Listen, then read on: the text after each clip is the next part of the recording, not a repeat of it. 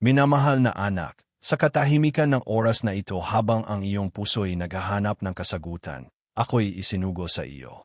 Hindi ako narito ng walang dahilan, kundi dahil narinig ng langit ang iyong panaghoy, ang mga lihim mong luha, ang mga buntong hininga sa gabi. Alam ko ang puwang na iyong nadarama, ang pananabik na hindi kayang punuan ng mga salitang makalupa. Iyan ang dahilan kung bakit ako naririto, upang ibunyag ang tugon sa bulong ng iyong kaluluwa. Matagal mo nang tinatanong, malayo ba ang pag-ibig? Bakit tila hindi ito lumalapit? Akinggan mo, ang pag-ibig ay hindi nawawala, hindi rin ito nalimot. Ito'y iniingatan para sa tamang panahon, isang panahong itinalaga na ng langit.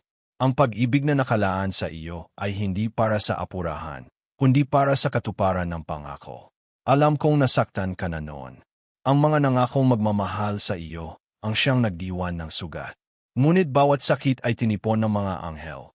Bawat pagbagsak mo'y nakita ng kataas-taasan.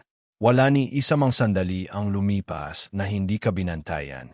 Mahalagang mahalaga ka sa langit. Ikaw ay may tanda ng pangako mula sa Diyos.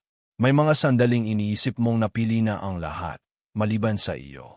Na silang lahat ay nakatanggap na, samantalang ikaw ay naghihintay pa rin. Ngunit may panahon para sa lahat, at ang oras mo'y paparating na. Tahimik na kumikilos ang mga anghel. Inihahanda ang isang bagay na higit pa sa iyong inaasahan. Ang iyong pangalan ay binibigkas na sa mga lugar na mataas. Huwag mong katakutan ang panahon ng paghihintay. Ito'y hindi parusa, kundi paghahanda. Habang ikaw ay naghihintay, ikaw ay hinuhubog, kinagagaling at pinalalakas. Ang darating ay napakadakila upang ipagkatiwala sa pusong sugatan. Ang langit ay may nakalaang pagmamahal na dalisay, at iyon ay para sa iyo.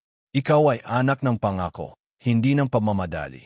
Hindi ka nilikha upang maranasan lamang ang karaniwan. Kaya ang landas mo ay naiba, dahil ang iyong kwento ay isinulat mismo ng may likha. Ang iyong mga luha ay magiging patutuo ng himalang parating. At ang pag-ibig ay darating sa kanyang takdang panahon.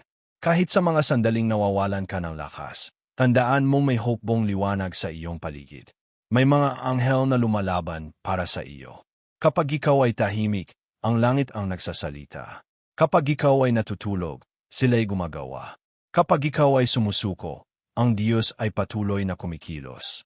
Hindi ka nakakalimutan, ikaw ay pinili. Ang pag-ibig na ito ay hindi na tulad ng dati. Hindi na ito magdadala ng sakit, kundi kagalingan. Darating ito upang itaas ka, hindi para pahinain. At kapag dumating na ito, masasabi mo, ito pala ang dahilan ng lahat. Kaya pala ako naghintay. Kaya pala ako nasaktan. Ang tunay na pag-ibig ay nagpapagaling. Iningatan ng Diyos ang puso mo gaya ng pag-iingat sa isang kayamanang banal. At kahit na minsan mo na itong ibinigay sa maling tao, ito'y kanyang ibinalik at pinagaling. Walang anuman sa nakaraan ang makahahadlang sa nakalaan sa iyo. Wala ring bigat na hindi kayang gawing magaan ng pag-ibig ng Diyos. Ang babaeng nakikinig ngayon ay hindi na ang dating umiyak tuwing gabi. May bagong liwanag sa iyo. Isang panibagong pag-asa ang namumuo. Isa kang nilalang na muling bumabangon, hindi dahil karapat-dapat, kundi dahil tinubos ka. At iyon ay makapangyarihan. Ang pag-ibig ay dumarating, ngunit nais muna ng langit na makilala mo ang iyong sarili. Dahil ang tunay na pag-ibig ay hindi ka kakalimutan, bagkus, ipapaalala sa iyo kung gaano kakahalaga. Hindi ito darating upang punan ka, kundi upang sabayan ka sa paglalakbay. Ramdam mo ba ito? Ang Espiritu ay kumikilos ngayon. Ipinaparamdam niya sa iyo, ang salitang ito ay para sa iyo. Hindi ka nangangarap ng mag-isa. Hindi ka umaasa ng walang dahilan. Ang pag-ibig ay hindi malayo. Aparating na ito, dala ng kamay ng mga anghel. Maaring hindi pa ito nakikita ng iyong mga mata, ngunit ang iyong pananalig ay nakakatanaw na. Ikaw ay inaayos, binibisita, inihahanda para sa isang kapalarang pinagdiriwang na sa langit. Malapit na ang panahon ng kagalakan. At ito'y magiging maganda, payapa, at walang hanggan. Tanggapin mo ang salitang ito gaya ng isang binhi. Itanim mo ito sa lupa ng iyong pananampalataya. Kahit anong unos ka ang dumaan, ito'y sisibo.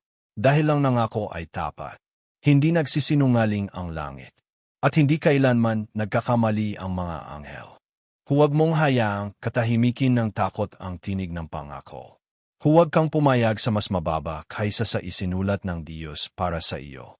May isang bagay na sagrado ang dumarating, napakalalim, napakalinis, kaya sinusubukan ng kaaway na ilihis ka. Ngunit magiging matalino ka, at makikilala mo ang tunay. Pararangalan ang iyong paggababay. Ipagdiriwang ang iyong pagkatao. Hindi mo nakakailanganing humingi ng pansin, dahil ang kunay na nakalaan sa iyo ay maaakit ng iyong liwanag, ang iyong katahimikan, ang iyong kapayapaan. Ito ay pag-ibig na hindi kailangang isigaw, kundi ipinagdarasal. Natuto kang kilalanin ang pag-ibig na mula sa Diyos, hindi ang nakabalot sa kasinungalingan o padalos-dalos na damdamin. May tugon ang langit na tiyak para sa iyo, isang taong may layunin, may paninindigan, may dalang kapayapaan. Hindi na muli ang magulong simula. Ito ay isang banal na pag-ibig. Ngayon, sinasabi ng mga anghel, ihanda mo ang iyong puso.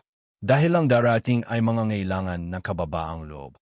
Pasasalamat, pusong handang magbigay. Hindi ito para sa pagdaangkin, kundi sa sabayang paglalakad. Hindi upang punan ang kakulangan, kundi upang palawakin ang layunin.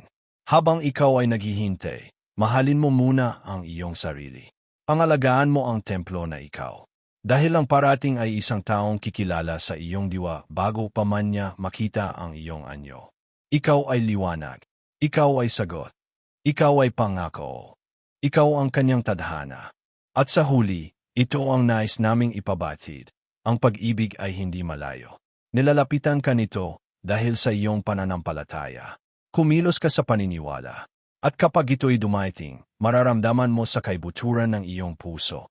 Ito na iyon. Dahil ito ay darating na may kapayapaan at tatak ng langit. Maraming salamat, minamahal kong kapatid, sa pagbubukas ng iyong puso sa mensaheng ito. Ako'y lubos na nagpapasalamat sa pagkakataong may parating ang salitang ito ng pag-asa, katotohanan, at pangako mula sa langit. Ang iyong pagdinig ay hindi aksidente, ito'y tugon ng langit sa panalangin mong matagal nang itinataas.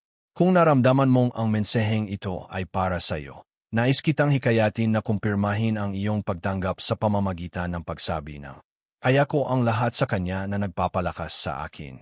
Ang simpleng pahayag na ito ay pagpapakita ng iyong pananampalataya, na anuman ang darating, ikaw ay hindi nag-iisa. At kung nais mong patuloy pang tumanggap ng mga mensahe ng kalakasan, pag-ibig, at katotohanan, inaanyayahan kitang sumama sa aming komunidad.